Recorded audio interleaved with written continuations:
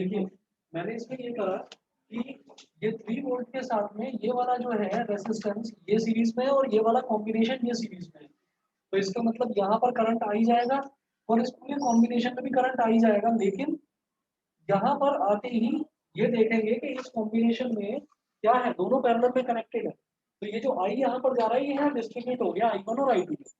ठीक है, ये कॉम्बिनेशन और ये कॉम्बिनेशन दोनों के दोनों सीरीज में है। तो यहाँ पर वोल्टेज सीरीज में वोल्टेज डिस्ट्रीब्यूट होता है, करंट रिमेन सेम। तो यहाँ वोल्टेज V1 जाएगा तो यहाँ V2 जाएगा। V2 जाते ही ये पता चलता है कि ये कॉम्बिनेशन आपस में पैरेलल में है, तो इसमें भी V2 और इसमें भी V2, दोनों में V2 रहेगा। लेकिन जो आई जाना है करंट, जो इसमें से निकल रहा है करंट, मुझे वो नहीं पता। तो मुझे पूरे सर्किट का करंट निकालने के लिए, पूरे सर्किट का करंट निकालने के लिए मुझे रेसिस्टेंसेस जो है वो निकालने पड़े। पूरे सर्किट का रेसिस्टेंस क्या है, तो पूरे सर्किट का रेसिस्टेंस हमने कैसे निकाला, 4 और 2 दोनों पैरेलल में, तो 1/4 प्लस 1/2 करके 4/3 आ गया। ठीक है, उसके बाद ये जो 4/3 आया इसके साथ ये 0.5 वाला सीरीज में है, तो 0.5 का मतलब होता है 1/2, दोनों को ऐड कर दिया तो ये 11/6 ओम आ गया। 11/6 हमारे पास क्या आ गया, पूरे सर्किट का रेसिस्टेंस। अब पूरे सर्किट का रेसिस्टेंस है, पूरे सर्किट की वोल्टेज है मेरे पास, तो इसका मतलब क्या है कि मैं पूरे सर्किट का करंट निकाल लूंगा। तो I is equal to V/3/11/6 which is equal to 18/11। यानी कि ये जो I है ये मेरे पास आ गया 18/11 एम्पियर। ये I की वैल्यू मेरे पास आ गई। तो अब मैं V1 निकाल लूंगा। V1 क्यों निकालना जरूरी है वो आप अभी समझ जाएंगे। आप ये देखिएगा देयरफॉर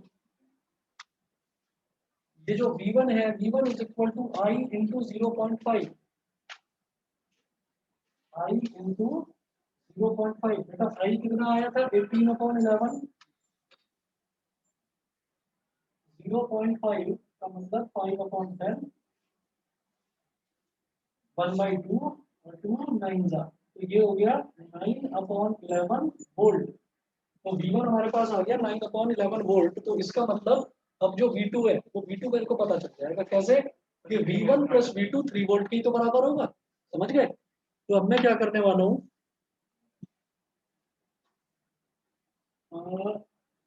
इस तरफ कर रहा हूँ, ये ऊपर का मिटा रहा हूँ।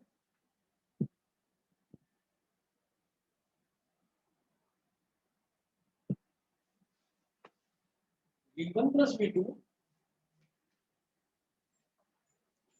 is equal to 3 volt. It implies that V1 कितना निकाला, 9/11 plus V2 is equal to 3। तो यहाँ से V2 की वैल्यू क्या आ गई, 3 माइनस 9/11। V2 कितना आ गया, 11 3 33, 33 माइनस 9 कितना हो जाएगा, 24/11 वोल्ट। ठीक है, 24/11 वोल्ट कितना आ गया, ये V2 आ गया। इसका मतलब अब मुझे क्या निकालना बाकी था, इन्होंने पूछा है what is the current flowing through 4 ohm resistor. मेरे लिए आसान हो गया, 4 ओम रेजिस्टर में वोल्टेज जो है V2 वो मैंने निकाल ली, रेजिस्टेंस मुझे पता ही है। तो हम ये कहेंगे कि V2 is equal to I1 into 4। V2 is equal to I1 multiplied by 4। तो V2 कितना था, 24/11 is equal to I1 multiplied by 4। 4 6 24, I1 is equal to 6/11 ampere. ये आंसर है। ठीक है, चेक कर लेना एक बार, आंसर यही आएगा इसका। ठीक है जी, बताइए सभी को क्लियर है। हाँ, चलिए जी, इसके बाद बताओ।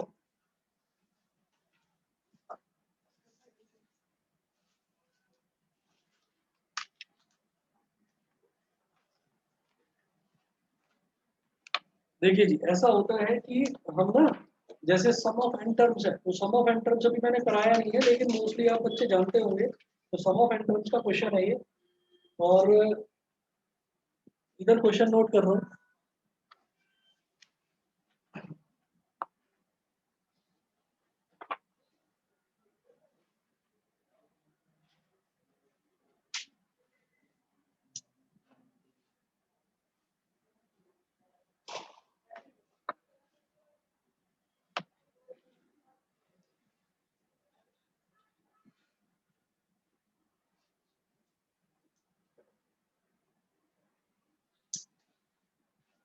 सम ऑफ एन टर्म्स। अब देखिएगा कि जैसे कि हमारे पास nth टर्म होता है, तो nth टर्म का फॉर्मूला आपने जानते हैं, nth टर्म का फॉर्मूला ये होता है,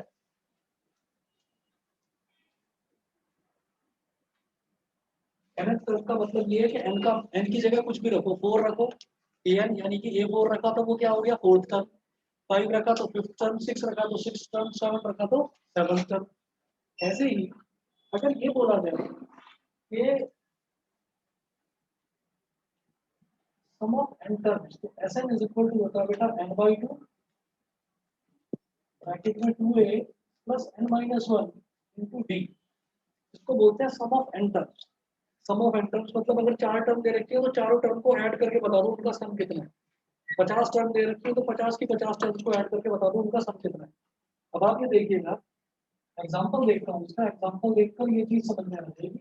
हमने ये बोला कि लेट देयर बी, मतलब इन दोनों में मुझे डिफरेंस अगर पता है तो बहुत, मतलब फिर मेरे को AP clear. Let there be an AP, let there be an AP, AP क्या ले लिया मैंने, मान लो 2 5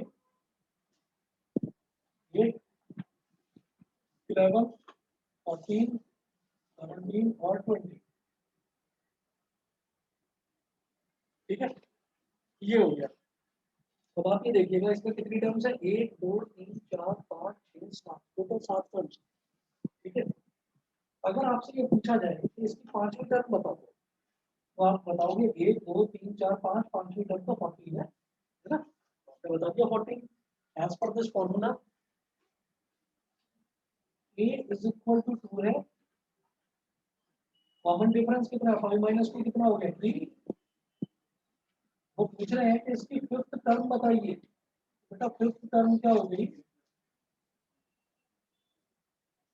फिफ्थ टर्म को a5 बोल देते हैं, a5 मतलब a प्लस 5 - 1 इंटू डी, यानी कि a प्लस 4d, है ना। आप सीधा सीधा लिख सकते हैं, उसमें से एक सब्ट्रैक्ट करके a5 is equal to a plus 4d, वो आप लिख सकते हैं। तो ये मेरे पास क्या हो जाएगा, ये क्या है 2 प्लस 4 इंटू डी क्या है 3, 4 3 का 12 प्लस 2 40, आ गया 40, हो गया। अब इसी तरीके से अगर आपसे बोला जाए कि आप सम ऑफ 5 टर्म्स बताइए, sum of 5 terms, sum of 5 term, तो यानी कि यहां से लेकर यहां तक 1 2 3 4 5, इन पांचों टर्म्स का सम बता दो। एक तरीका ये है 2 + 5 7, 7 + 8 15, 15 + 11 26, 26 + 14 40, तो टोटल इन सारी की सारी टर्म्स का सम जो है 40 आ गया, है ना। और एक तरीका ये है कि एक एक को ऐड करने से बढ़िया फॉर्मूला लगाओ, ये वाला फॉर्मूला, सम ऑफ 5 टर्म्स, तो 5 टर्म्स का 5 टर्म्स का सम मतलब n की जगह 5 रख देना है बस। s5 इज इक्वल टू क्या हो गया 5/2 मल्टीप्लाइड बाई 2 इंटू ए क्या है 2, 2 into 2 plus n minus 1, n क्या है 5, 5 माइनस 1 मल्टीप्लाइड बाई डी कितना है 3। ये मेरे पास हो गया 5/2 multiplied by 2 to the 4 plus 4 minus 1 5 minus 1 4 4 to the 12 16, 16 जब इससे कटेगा तो 5 8 का 5 8 का 40, समझ गए। फिर मैंने सीधा 16 को काट दिया, थोड़ा शॉर्टकट मार रहा हूँ, सब जाने के लिए बताया कि ये चीज है। तो 40 आ गया। पांचों टर्म्स को वैसे भी हमने सीधा भी बच्चों की तरह भी ऐड करके देखा, तो तब भी हमारे पास वो 40 ही आ रहा है, समझ गए। तो फिफ्थ टर्म में और सम ऑफ 5 टर्म्स में अंतर क्या है, ये समझ में आ गया। ठीक है, अब क्वेश्चन नोट करें सर। हाँ, सम ऑफ फर्स्ट टर्म और फर्स्ट टर्म एक ही बात है, एक ही बात। सम ऑफ वन टर्म या फर्स्ट टर्म एक ही बात है। सम ऑफ वन टर्म्स भाई, एक टर्म का क्या सम, एक टर्म को किसमें ऐड करना है, किसी में भी नहीं। तो S1 बोलो या A1 बोलो या A बोलो, वो एक ही बात है, फर्स्ट टर्म की बात हो रही है, समझ गए। सम ऑफ वन टर्म्स भाई, कितनी टर्म्स का सम, एक टर्म का सम, तो भैया एक टर्म को किसमें ऐड करूं वो तो पता ही नहीं। वो वही चीज है, अगर सम ऑफ फर्स्ट 10 टर्म्स है तो S10 बोला जाएगा, सम ऑफ फर्स्ट 20 टर्म्स है तो S20 बोला जाएगा।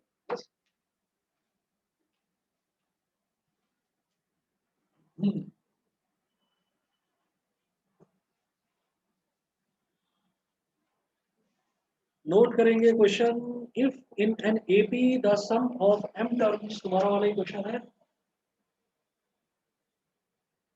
If in an AP the sum of m terms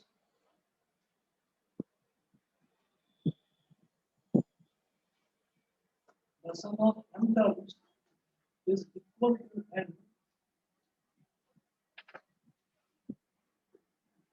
m terms का सम तो n के इक्वल है, and the sum of n terms is equal to m, and the sum of n terms is equal to m,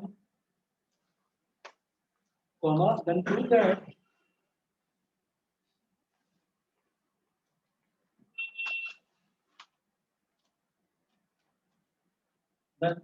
the sum of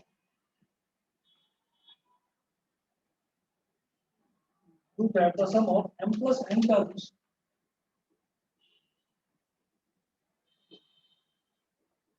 is minus का m plus n, ठीक है। अब ये ना ये दे रखा है कि एक एपी में जो सम ऑफ m टर्म्स है, मतलब m टर्म्स का सम n के इक्वल है, यानी कि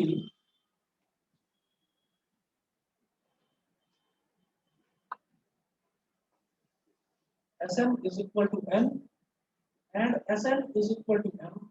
तो Sm का फॉर्मूला क्या होगा बेटा, जब Sn का formula n by 2 into 2a plus n minus 1 into d है, तो Sm का क्या हो जाएगा, जहां जहां पर n है वहां वहां पर m डाल दो, है ना। तो क्या हो जाएगा, Sm का फॉर्मूला हो जाएगा n by 2 into 2a plus n minus 1 into d is equal to n। ये हो गया। और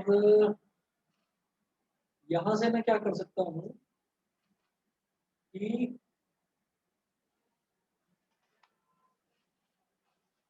यहाँ से m by 2 को अगर उधर ले जाए, ये हो जाएगा 2a plus m minus 1 into d is equal to 2n upon m।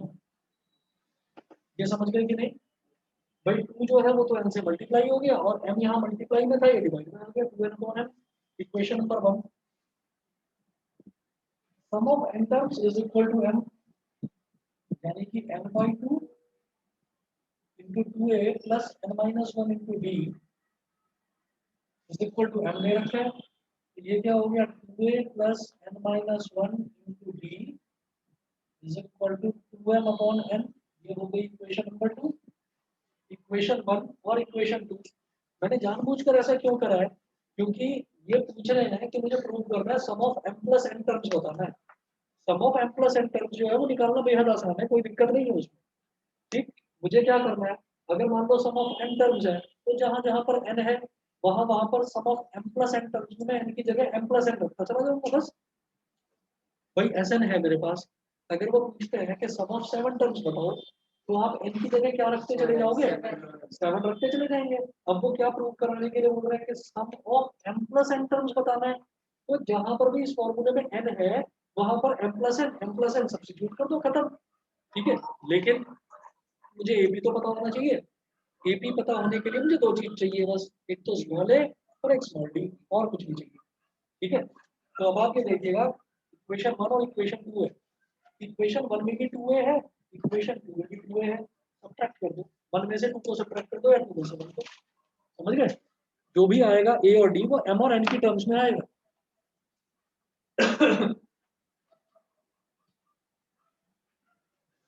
देखिए पहले वैसे हमें सम ऑफ n टर्म्स के थोड़े इजी क्वेश्चन करने चाहिए थे, मैंने आपको ये जरा सा बताकर और फिर मैं सीधा इस क्वेश्चन पर आ गया हूँ, समझने की कोशिश करूँ, आता है तो ठीक है, नहीं तो दोबारा भी बता दूंगा। देखिए मैं इक्वेशन 1 में से इक्वेशन 2 को सब्ट्रैक्ट करूंगा, जैसे कि पेयर ऑफ लीनियर इक्वेशन में करते थे, एलिमिनेशन लगाते थे। हम करेंगे सब्ट्रैक्ट 2 फ्रॉम फर्स्ट, इक्वेशन 2 को फर्स्ट में से सब्ट्रैक्ट करते हैं। तो फर्स्ट में से करना है तो फर्स्ट को ऊपर रखेंगे, 2a plus minus 1 into d is equal to 2n upon m, और ये नीचे आ गया 2a plus n minus one into d is equal to 2m upon n। तो सब्ट्रैक्ट करते हैं तो नीचे वालों के साइन चेंज हो जाते हैं, तो ये 2a से तो 2a कैंसिल आउट हो गया। ठीक है जी। उसके बाद आप देखिएगा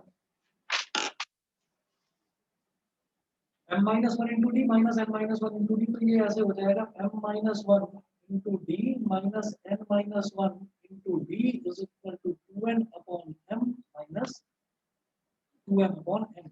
यहाँ से बेटा डी ले लो कॉमन, ब्रैकेट में बचेगा m minus one minus n minus minus plus one is equal to, इधर मल्टीप्लीकेशन करेंगे तो 2n square minus 2m square अपॉन mn, यहाँ minus one plus one cancel out हो गया तो डी, और ब्रैकेट में आ गया m माइनस n, इधर 2 कॉमन ले लो और 2 क्या यहाँ पर तो माइनस 2 कॉमन, माइनस 2 जानबूझ कर ले रहा हूँ कॉमन ताकि ब्रैकेट में बचे m square minus n square और अपॉन में mn।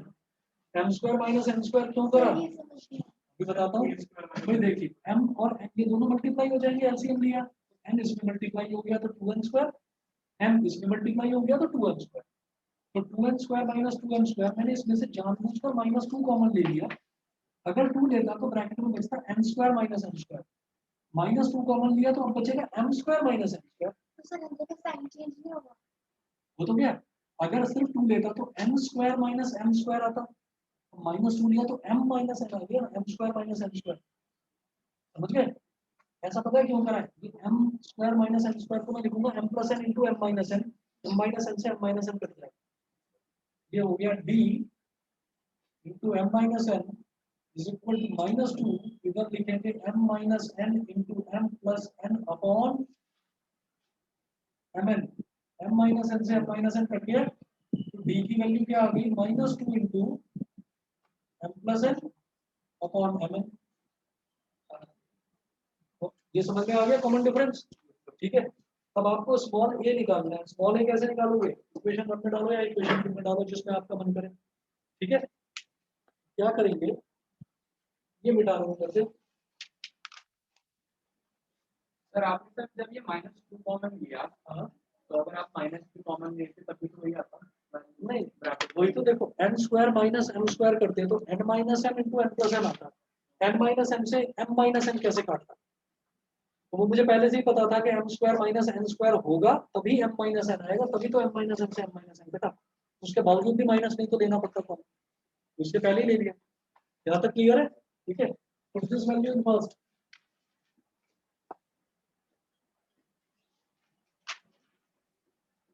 इस वैल्यू को फर्स्ट इक्वेशन में डालिएगा, first equation 2a plus m minus one into, अब d की जगह क्या आएगा minus 2 m plus n minus 2 into m plus n upon mn is equal to 2n upon n। अब ये माइनस 2 वाला है ना, उधर ले जाओगे प्लस 2 बन जाएगा, 2n अपॉन n प्लस का 2 m plus n into m minus n upon mn। जब इसको ऐड करना है तो इधर भी n से मल्टीप्लाई करूंगा और इधर भी करूंगा तो 2n स्क्वायर बन गया। समझ गए? लेकिन ये तो मल्टीप्लाई मत करना, -2m plus n upon m। Minus 2 into m plus n into m minus n, ये था माइनस तो बाहर आ जाएगा, हाँ इधर जाकर पूरा प्लस बन गया ना। सर ये आंसर समझ में आया। तो आप ये देखिएगा, ये 2a plus m minus one into D है, तो 2a plus m minus one और d की वैल्यू डाल दी, d की वैल्यू ये है। ठीक है, अब क्या करेंगे, ऊपर न्यूमरेटर में 3 टर्म्स मल्टीप्लाई होंगे, 2 into m plus n into minus m minus one और माइनस n साथ में, माइनस इंटू प्लस माइनस हो जाएगा इधर, और उधर जाकर क्या हो जाएगा प्लस हो गया। तो इस पूरे को मैं उठाकर इधर ले आया, और ये कैसे आ गया 2n अपॉन m था, और क्योंकि इधर mn है तो इसको भी mn बनाने के लिए मैंने नीचे भी n से मल्टीप्लाई करा, ऊपर जब n से करूंगा तो n स्क्वायर बन जाएगा। ठीक है, ज्यादा हो गया क्या? तो ब्रैकेट खोल के बाद अभी खुलेगा, ब्रैकेट भी खुलेगा। m minus n को मल्टीप्लाई करने से पहले m माइनस n को मल्टीप्लाई करने से पहले ये बोल देते ब्रैकेट खोल के क्या पहले बोलना है, बाद में बोलना, एक बार से खोलना तो है, ब्रैकेट को खोलना है। अब आप देखिएगा इधर भी 2 है और इधर भी 2 है, तो 2 को तो निकाल दो कॉमन,